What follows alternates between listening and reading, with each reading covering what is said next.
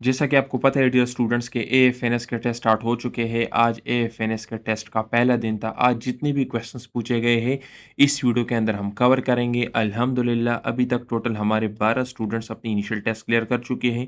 उनके टेस्ट के जो क्वेश्चंस हैं आज इस वीडियो में हम कवर करेंगे। अगर आप भी हमारे कोर्सेज को बाय करना चाहते हैं तो ये हमारा कॉन्टैक्ट नंबर है। पहला हमारे पास क्वेश्चन क्या है, ये नॉन वर्बल का एमसीक्यू है जो इनिशियल टेस्ट के अंदर आया था। देखिए डियर स्टूडेंट, आप लोगों को मैं पहले भी बता चुका हूँ, जो मेरे पेड स्टूडेंट्स हैं जिन्होंने मेरे कोर्सेज ज्वाइन किए हैं उनको पता है, लेकिन जो मेरी यूट्यूब की फैमिली है उनको बताता जाऊँ। नॉन नॉर्मल में मेन चीज़ क्या है, ट्रिक्स। आपको ट्रिक्स आने चाहिए। जिस तरह देखिए यहाँ पर मैं देख के मुझे पता चल गया है कि इसका आंसर क्या होगा। यहाँ पर सबसे पहले हम चेंजेस को समझते हैं। पहले ये स्टार हमारे पास ऊपर की तरफ था, अभी यहाँ पर अगर हम देखें तो स्टार नीचे की तरफ आया है। अच्छा, यहाँ पर देखें ये डार्ट मेरे पास ऊपर की तरफ है, तो इट मीन्स कि यहाँ पर डार्ट नीचे की तरफ आएगा, डार्ट मेरा यहाँ पर होगा। तो अगर इस हिसाब से मैं देखूँ तो क्या 1 नंबर मेरा आंसर है? नहीं है। क्यों? क्योंकि इसमें डार्ट ऊपर की तरफ है। क्या 2 नंबर है? ये भी नहीं है। क्यों? क्योंकि इसमें भी ऊपर की तरफ है। 3 नंबर भी नहीं है क्योंकि इसमें भी ऊपर की तरफ है। या तो मेरा आंसर 4 है या 5 है। अभी 4 या 5 में मेरा आंसर क्या है ये मैंने देखना है। तो लेट्स सपोज अगर मैं इसको ऐसे कंसिडर कर लूँ कि ये जो डॉट्स मेरे पास नज़र आ रहे हैं ना, ये जो मेरे पास नज़र आ रहे हैं ना, इसके ऊपर मैं इस तरह से एक लाइन लगा लेता हूँ। तो पहले ये लाइन देखें, ये इस डायगोनल के ऊपर था, अभी ये लाइन देखें, अभी देखें, अभी ये इस डायगोनल के ऊपर आया है। मतलब क्या है कि यहाँ से ये यहाँ पर आए हैं, ये मैं समझाना चाह रहा हूँ। तो सिमिलरली यहाँ पर भी अगर मैं एक लाइन इस तरह से खींच लूँ तो ये पहले ये लाइन यहाँ पर था, अभी इस लाइन को कहाँ पे होना चाहिए? तो इसके हिसाब से अगर देखें तो पूरा एक साइड चेंज हुआ है, पूरा एक साइड चेंज हुआ है। तो यहाँ पर भी इसकी जगह इसको यहाँ पर होना चाहिए। तो इट मीन्स अगर यहाँ पर मैं देखूँ तो 5 नंबर मेरे पास करेक्ट ऑप्शन है, 5 नंबर मेरे पास ठीक ऑप्शन बनता है। तो इस लिहाज से आपने अपने क्वेश्चंस को सॉल्व करना है। आपने चेंज को देखना है, चेंज को देखने के बाद आपने ऑप्शंस को देखना है। जब यहाँ पर मैंने 3 ऑप्शंस रिमूव किए तो मेरे पास सिर्फ 2 ऑप्शंस बच गए। तो 2 ऑप्शंस का क्या मतलब है कि 50% चांसेस है कि मेरा क्वेश्चन सही हो। अभी जब आप 5 जो ऑप्शन में से आंसर सेलेक्ट करोगे तो आपके पास 20% चांसेस होते हैं आंसर के सही होने के, करेक्ट होने के। तो इसलिए आप हमेशा एलिमिनेट किया करें उन ऑप्शंस को जो आपको लग रहा है कि ये बिल्कुल भी आपके आंसर्स नहीं हो सकते। यहाँ पर देखें, ये क्वेश्चन मैं पहले भी समझा चुका हूँ, ये इनिशियल टेस्ट में भी आया है, इसी तरह का एक क्वेश्चन आया है। यहाँ पर अगर हम देखें तो नेक्स्ट हमने शेप मालूम करना है कि नेक्स्ट शेप हमारे पास कौन सा वाला आएगा। तो यहाँ पर आप देखें इन सब के अंदर एक चीज़ कॉमन है और एक चीज़ चेंज हो रही है। कॉमन क्या है? ये जो एरिया आपको नज़र आ रही है ना, तो ये सब के अंदर कॉमन है, ये सब के अंदर कॉमन है। आप देखें ये सब के अंदर कॉमन है। लेकिन ये वाली जो एरिया है ना, ये सब के अंदर चेंज हो रही है। तो लेट्स सपोज मैं इस तरह से कंसिडर कर लेता हूँ कि ये जो मेरे पास गोल वाला फेस है ना, तो इसकी तरफ मैं एरो कर देता हूँ। तो इधर कि यहाँ पर भी मैंने एरो किया, तो यहाँ पर एरो क्या है? राइट साइड पर। यहाँ पर देखिए यहाँ पर एरो किस साइड पर है? लेफ्ट साइड पर है। क्यों? क्योंकि ये गोल वाला फेस लेफ्ट की तरफ है। यहाँ पर दोबारा राइट की तरफ हो गया है, यहाँ पर भी ये राइट की तरफ है, यहाँ पर लेफ्ट की तरफ है, यहाँ पर भी लेफ्ट की तरफ है। तो भी नेक्स्ट मेरा किस साइड पे आएगा? राइट साइड पे आएगा। ठीक है। तो यहाँ पर देखिए यहाँ पर ये राइट साइड की तरफ है, हाँ ये राइट साइड की तरफ है। तो इट मीन्स ये मेरा आंसर है, ये मेरा आंसर ठीक है। अब यहाँ पर देखें यहाँ पर भी तो राइट साइड की तरफ है, लेकिन ये वाला मेरा आंसर क्यों नहीं है? क्योंकि यहाँ पर ये देखें ये वाला उसकी तरह सेम नहीं है, जो यहाँ पर है, जो यहाँ पर है, जो यहाँ पर है, या जो यहाँ पर है। तो इसलिए मेरा करेक्ट आंसर क्या है? 1 नंबर मेरा करेक्ट आंसर है। अच्छा, यहाँ पर देखें यहाँ पर क्या किया गया है। यहाँ पर सबसे पहले ये वाला एक शेप है, फिर इनको डबल किया गया है, लेकिन इस वाले शेप को बिल्कुल रोटेट किया गया है। यहाँ पर देखिए इस वाले शेप को बिल्कुल इस शेप में लाया गया है। तो यहाँ पर भी लेट्स सपोज अगर मैं इस तरह से कंसिडर कर लूँ कि ये वाला जो है ना, ये इसका अगर मैं ऐसे कंसिडर कर लूँ तो अभी देखिए ये नीचे की तरफ आया है। समझ आ रही है? इसको नीचे की तरफ किया गया है। तो यहाँ पर भी मैं क्या कर लेता हूँ, यहाँ पर भी मैं 2 एरो बना लेता हूँ। तो ये एरो अभी मेरे पास क्या आ जाएंगे? ये एरो भी मेरे पास नीचे की तरफ आ जाएंगे, और सेम इसके साथ डबल करके मैं नीचे से भी एक ऐड कर लूँगा। तो मेरे पास करेक्ट ऑप्शन क्या आएगा? 4 नंबर आएगा। 3 नंबर क्यों नहीं है? क्योंकि यहाँ पर ये पाँव देखिए ये गलत है, यहाँ पर ये देखिए ये गलत है, ये गलत है। तो इसलिए 4 नंबर मेरा करेक्ट आंसर है। ठीक है। अच्छा, ये सारे ट्रिक्स हमारे नोट्स के अंदर भी है, हमारे क्लासेस के अंदर भी हम पढ़ाते हैं। अगर आप चाहते हैं कि आपका टेस्ट क्लियर हो, आप सिर्फ नोट्स लेके भी कर सकते हो। 4 से 5 दिन में आपकी बेहतरीन तैयारी हो जाएगी। 6000 नोट्स की फ़ीस है। और अगर आप हमारे ऑनलाइन क्लासेस को ज्वाइन करना चाहते हो तो 16000 उसकी फ़ी है। 10 दिन में हम आपको मुकम्मल तैयारी करवा देंगे टेस्ट की पासिंग गारंटी के साथ। ये हमारा कॉन्टैक्ट नंबर, इस पे रब्ता करके आप बाय कर सकते हैं। जो मटेरियल हम आपको देंगे ना 100% वही आएँगे और वो मटेरियल्स आपके सेंटर के मुताबिक होंगे। यहाँ पर देखिए क्वेश्चन क्या है कि पहले आपने प्राइस को 20% इंक्रीज़ किया, फिर आपने प्राइस को 20% डिक्रीज़ किया, तो और फिर अगर आप उसको ओरिजिनल प्राइस के साथ कंपेयर कर लेते हैं, तो आप बताएँ कि प्राइस फाइनल प्राइस कितनी होगी? तो लेट्स सपोज़ आपके पास ₹100 है। आपने इसको 20% इंक्रीज़ किया तो ये कितना बन जाएगा? 120% बन जाएगा। अभी आप अगर इसको 20% डिक्रीज़ कर लेते हो, तो देखिए 120 का 20% क्या है? 20% इसका है 24, तो आप अगर 120 से 24 को माइनस कर लेते हो, तो आपके पास क्या आ जाएगा? 96। तो अभी अगर आप इसको ओरिजिनल वैल्यू के साथ कंपेयर कर लेते हैं, तो ओरिजिनल वैल्यू क्या है? 100 है, ये क्या है? 96 है, तो कितना परसेंट कम हुआ है? 4% कम हुआ है, तो आपका आंसर क्या आएगा? Option number C. अच्छा, नेक्स्ट आप देखें, neither the principal nor the teachers dash present. यहाँ पर आपके पास क्या आएगा? तो यहाँ पर आपके पास आएगा वर। लेकिन ये तो ज़्यादातर स्टूडेंट को पता होगा कि वर आएगा, लेकिन आपको रीज़न का भी पता होना चाहिए। आपने हमेशा जो नियरेस्ट सब्जेक्ट है ना, इसको देखना है कि ये आपके पास क्या है। तो देखिए ये टीचर्स है ना, टीचर्स इस प्लूरल, तो प्लूरल के साथ आपके पास क्या आएगा? वर आएगा। अगर यहाँ पर ये सिर्फ टीचर होता ना, सिर्फ टीचर होता, तो फिर आपके पास क्या आता?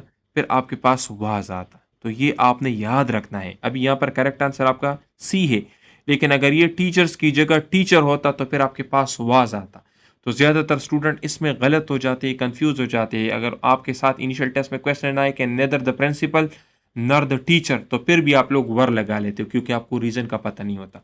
तो जो यहाँ पर आप ये हेल्पिंग वर्ब लगा रहे हो ना, तो इससे पहला वाला आपने जो सब्जेक्ट है उसको आपने देखना है कि वो आपके पास सिंगुलर है या प्लूरल है। अगर वो सिंगुलर है तो सिंगुलर वर्ब आएगा, अगर वो प्लूरल है तो प्लूरल वर्ब आएगा। ठीक है, तो ये आपने करना है। नेक्स्ट आप देखिए, each of the players dash given a certificate.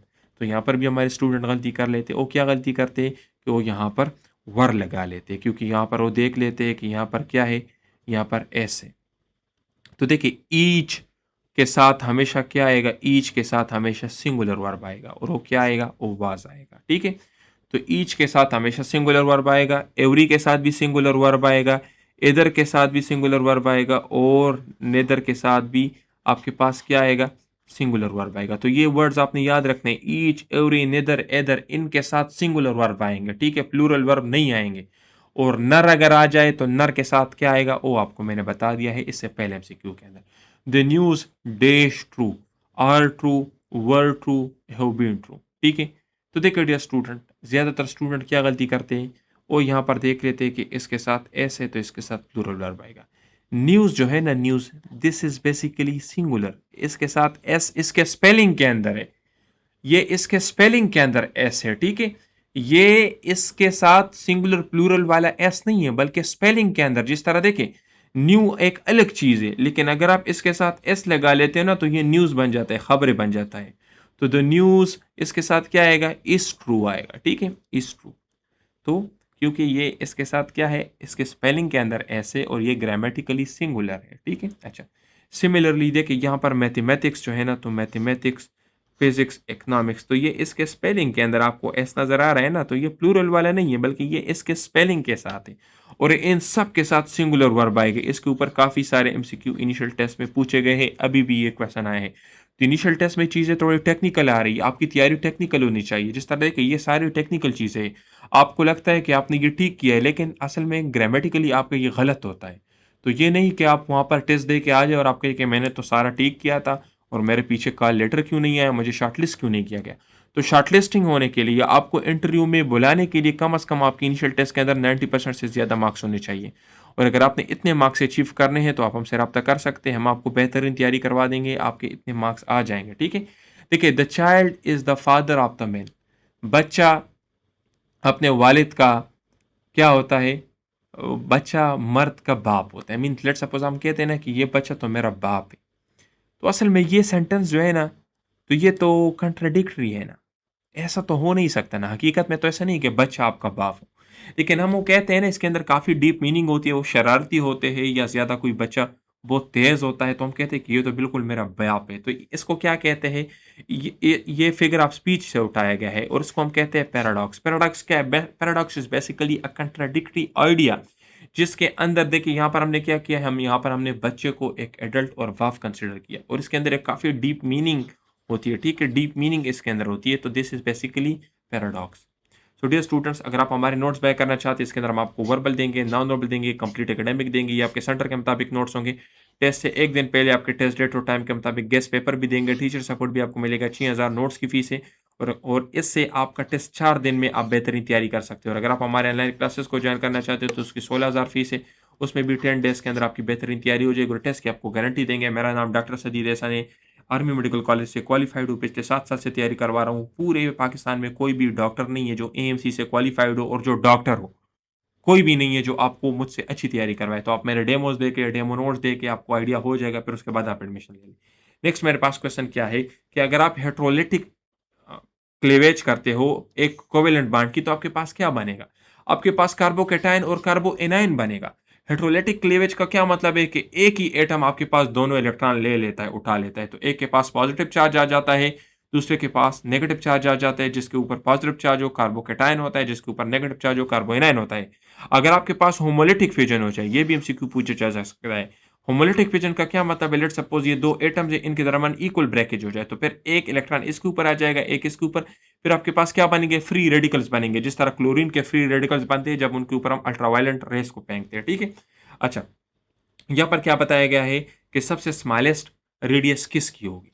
तो यहाँ पर देखिए, ये सारे जितने भी हैं ना, तो इनके अंदर अगर हम इलेक्ट्रॉन्स देखें तो सबके अंदर 10 इलेक्ट्रॉन है। इसको हम कहते हैं आइसो इलेक्ट्रॉनिक स्पीशीज़ और ये एमसीक्यू भी पूछा जा सकता है आपसे इनिशियल टेस्ट में क्योंकि काफ़ी मर्तबा पूछा गया है।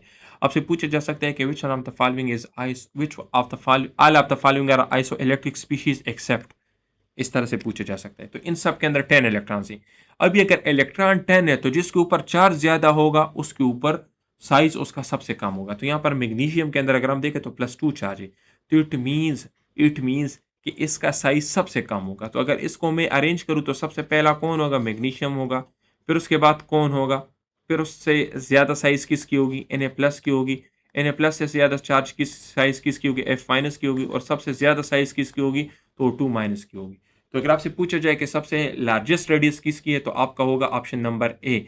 अगर आपसे पूछा जाए जिस तरह यहाँ पर पूछा गया है स्मॉलेस्ट रेडियस का तो आपका ऑप्शन होगा ऑप्शन नंबर डी, ठीक है? तो यहाँ पर ये चीज़ मैंने बताई गई है, सारे आइसो इलेक्ट्रॉनिक स्पीशीज़ है। जब आप न्यूक्लियर चार्ज को इंक्रीज़ करोगे साइज़ आपके पास कम होगी। तो यहाँ पर देखें, यहाँ पर सबसे ज़्यादा आयनिक रेडियस किसकी है? ऑक्सीजन की, फिर फ्लोरीन, फिर सोडियम, फिर मैग्नीशियम की, ठीक है? अच्छा, नेक्स्ट आपके पास क्या है? आपने ऑर्डर ऑफ रिएक्शन मालूम करना है। तो देखिए ऑर्डर ऑफ रिएक्शन आपने क्या करना है? आपने सिंपली पावर को जमा करना है। यहाँ पर आप देखिए आपके पास पावर क्या है? 2, यहाँ पर क्या है? पावर 1 है। तो 2 + 1 आपके पास क्या हो जाएगा? 3 हो जाएगा। तो this is basically third order reaction, ठीक है? अच्छा, नेक्स्ट आपके पास क्या है कि कौन-सा कार्बोकेटायन सबसे ज़्यादा स्टेबल है? तो जिस कार्बोकेटायन के पास सबसे ज़्यादा अल्काइल ग्रुप्स होते हैं, वो सबसे ज़्यादा स्टेबल होता है। तो यहाँ पर देखिए टर्शियरी कार्बोकेटायन ये आपके पास है ना, तो ये सबसे ज़्यादा स्टेबल होगा, ठीक है? तो टर्शियरी कार्बोकेटायन सबसे ज़्यादा स्टेबल होता है क्योंकि इसके ऊपर अल्काइल ग्रुप होता है, इलेक्ट्रॉन इसके साथ ज़्यादा होते हैं। तो सबसे ज़्यादा स्टेबल कौन-सा है? टर्शियरी, फिर सेकेंडरी, फिर प्राइमरी, फिर मीथाइल। तो इसके ऊपर काफ़ी सारे एमसीक्यूज़ और एग्ज़ाम्पल्स आपको दिए जा सकते हैं और ये अपने हर हाल में याद करने हैं, ठीक है? और इसकी रीज़न क्या है? इंडक्टिव इफ़ेक्ट और हाइपर कंजुगेशन। ये रीज़न भी आप लोगों ने याद रखना है, ये भी आपसे पूछा जा सकता है। Inductive effect, positive inductive effect और हाइपर कंजुगेशन की वजह से टर्शियरी कार्बोकेटायन सबसे ज़्यादा स्टेबल होते हैं। अच्छा, अगर आपसे कार्बोएनायन्स की स्टेबिलिटी का पूछा जाए तो सबसे ज़्यादा स्टेबल कार्बोएनायन कौन-सी होगी? तो मिथाइल कार्बोएनायन सबसे ज़्यादा स्टेबल होगी, फिर प्राइमरी, फिर सेकेंडरी, फिर टर्शियरी। तो अगर आपसे पूछा जाए कि सबसे ज़्यादा अनस्टेबल कार्बोएनायन कौन-सा होगा? तो आपका आंसर होगा टर्शियरी। अगर आपसे पूछा जाए कि सबसे ज़्यादा अनस्टेबल कार्बोकेटायन कौन-सा होगा? तो आपका आंसर होगा मिथाइल, ठीक है? अच्छा, नेक्स्ट आपके पास क्या है कि आपके पास ये एक रिएक्शन आपके पास दिया गया है, सेल का रिएक्शन है। इसमें कौन-सा सब्सटेंस ऑक्सीडाइज़ होता है? तो ज़िंक आपके पास ऑक्सीडाइज़ होता है, ठीक है? ऑप्शन नंबर ए, ठीक है? ज़िंक। ज़िंक आपके पास ऑक्सीडाइज़ होता है, इसके ऊपर +2 चार्ज आ जाता है, कार्बन आपके पास रिड्यूस हो जाता है, ठीक है? ये 2 इलेक्ट्रॉन को ले लेता है तो ये सी हो जाता है, ठीक है? तो ज़िंक बेसिकली यहाँ पर क्या होता है? ये ऑक्सीडाइज़ होता है। अच्छा, नेक्स्ट आपके पास क्या है कि which magnetic behaviour involve paramagnetic alignment of magnetic movements and strong permanent magnetism. तो यहाँ पर देखिए जो आपके पास फेरोमैग्नेटिक मटेरियल्स होते हैं ना, तो इनमें जो आपके पास डोमेन्स होते हैं ना, इंडिविजुअल मैग्नेट्स ये अलाइन हो जाते हैं एक्सटर्नल मैग्नेटिक फील्ड में, सारे अलाइन होके एक स्ट्रॉन्ग मैग्नेटिज्म को रिटेन करते हैं, ठीक है? इसी तरह से आपके पास पैरामैग्नेटिज्म क्या क्यों होता है? ये अनपेयर्ड इलेक्ट्रॉन्स की वजह से होता है।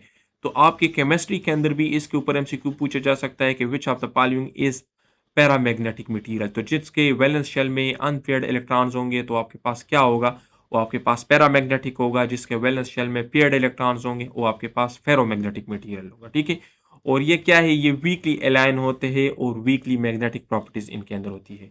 आयरन, कोबाल्ट और निकल ये आपके पास फेरोमैग्नेटिक मटेरियल्स है। ये एमसीक्यू पिछले भी नोट्स के अंदर मौजूद है, ये पिछली टाइम भी इनिशियल टेस्ट में आया है।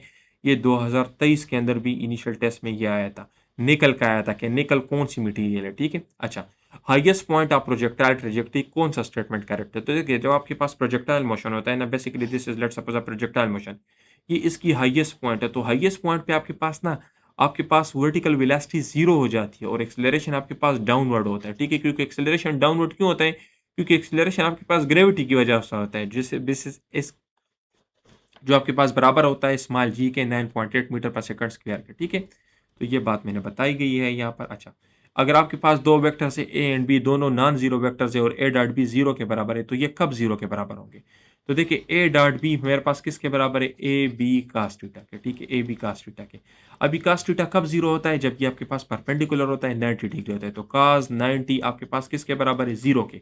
तो अगर आपके पास दो वेक्टर्स हो और वो आपके एक दूसरे के परपेंडिकुलर हो, तो उनके बीच में डॉट प्रोडक्ट क्या होगा, जीरो होगा। और क्रॉस प्रोडक्ट क्या होगा, मैक्सिमम होगा, 1 के बराबर होगा। तो क्रॉस प्रोडक्ट आपके पास परपेंडिकुलर वेक्टर्स का मैक्सिमम होगा, डॉट प्रोडक्ट आपके पास पैरेलल वेक्टर्स का मैक्सिमम होगा। अच्छा, नेक्स्ट आपके पास क्या है, कहते हैं area under velocity time graph. तो आपके पास वेलोसिटी टाइम ग्राफ किसको रिप्रेजेंट करता है, वेलोसिटी डिवाइड बाय टाइम आपके पास किसके बराबर है, एक्सेलरेशन के। तो वेलोसिटी टाइम ग्राफ के अंदर जो एरिया है ये बेसिकली शो करता है डिस्प्लेसमेंट को। अगर आपसे पूछा जाए कि डिस्टेंस टाइम ग्राफ किसको शो करता है, डिस्टेंस टाइम ग्राफ, तो ये शो करता है इसका जो स्लोप है, डिस्टेंस टाइम ग्राफ का जो स्लोप है वो स्पीड को शो करता है। जबकि वेलोसिटी टाइम ग्राफ का जो स्लोप है ये किसको शो करता है, ये आपके पास हो slope of distance time graph, ये आपके पास किसके बराबर है, वेलोसिटी के बराबर है। और आपके पास वेलोसिटी टाइम ग्राफ का स्लोप किसके बराबर है, ये एक्सेलरेशन के बराबर है।